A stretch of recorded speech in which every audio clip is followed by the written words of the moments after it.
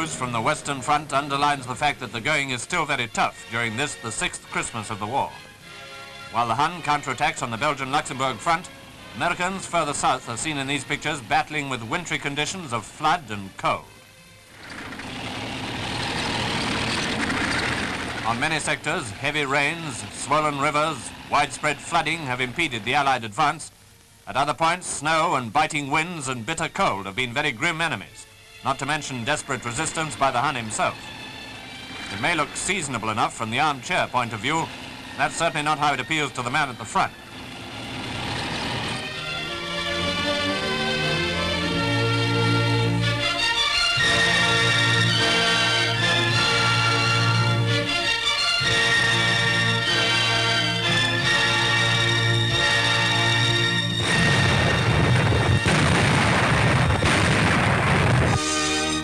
In Holland, sturdy efforts to introduce the Christmas spirit have been made in some of the hospitals.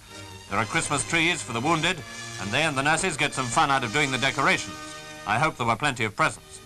Anyway, they're obviously making the best of a bad job. Christmas in hospital overseas.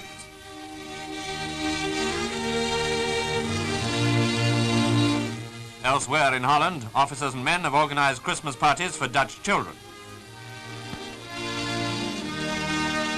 There were toys made by the troops in their spare time, and there were plenty of good things to eat, saved from their rations.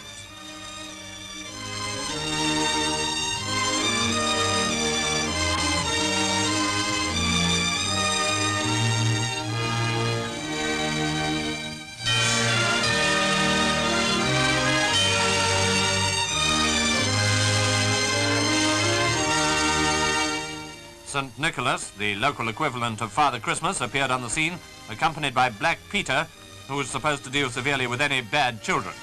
On this occasion, he was obviously unemployed. Some of the children were war orphans. None had had such a feast or such a party for years. For the troops themselves, the Christmas mail takes priority over everything else. News from home and presents from their families and friends, that's what makes or mars Christmas at the front.